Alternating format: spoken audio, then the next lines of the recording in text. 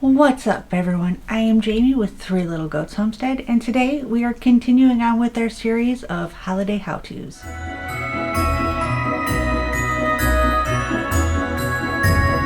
So in this episode we are going to go and make something really simple, really quick. We are making a tallow lip balm, but we're going to infuse it with some vanilla and give it a little bit of peppermint extract to just make it extra special for the holidays. So without further ado, let's get started. Alright, so today we're going to be doing a recipe out of one of my new books, Timeless Tallow. This book is been kind of my pet project since my accident when I couldn't really do anything on the homestead. So I sat and I wrote and I wrote and I brain dumped and I wrote some more.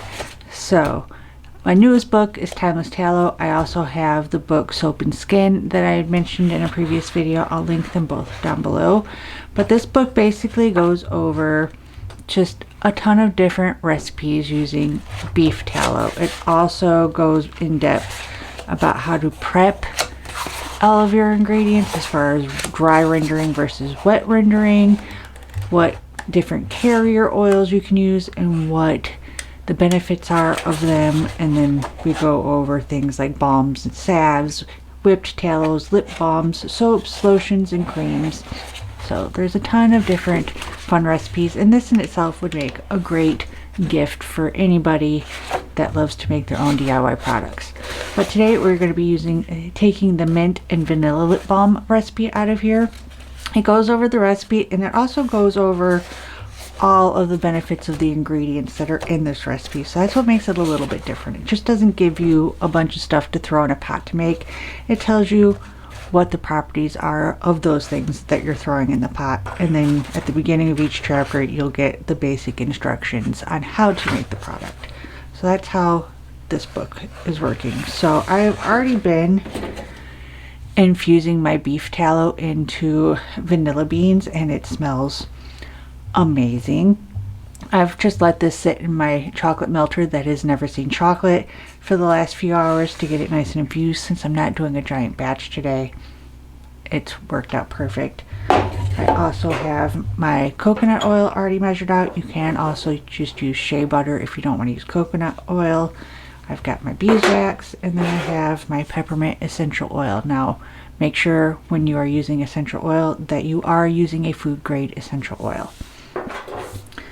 So it's a pretty simple recipe. If you don't have like a chocolate melter like I use, you can just use a double boiler, or you can use a crock pot if you're doing a bigger batch, or you can use the microwave if you want to, but I wouldn't recommend infusing your oils in the microwave. I would recommend just doing a small double boiler to infuse your oils.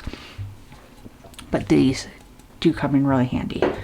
So for this, I'm just literally going to, first I've got to fish out my beans because I don't want to leave the actual pods in there. I do want to leave the caviar that's in there though, because that's the best part, right?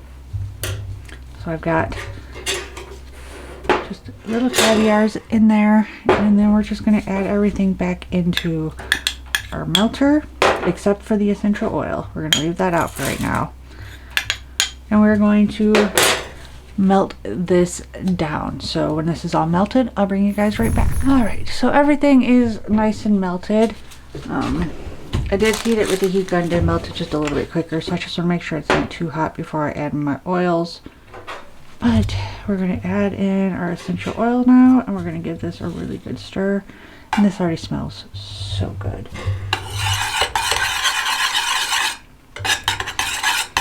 Oh. So I am just using these lip balm tins. You can also get these online.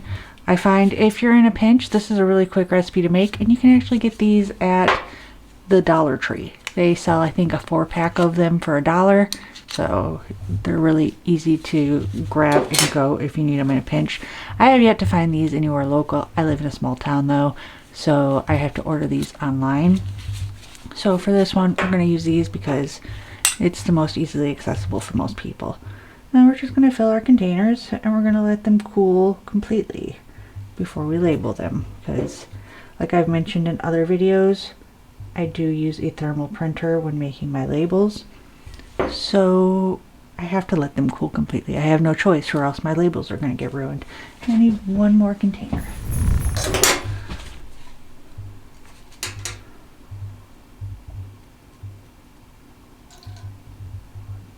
The last pour always has like all of the good caviar in it, so I'm going to go through and make sure each one has some caviar.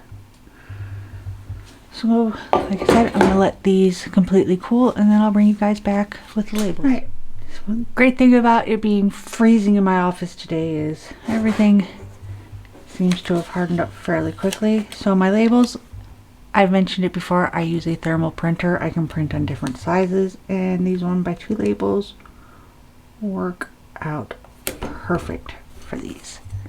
So we are labeled up. We are ready to go. So I will see you guys in the outro.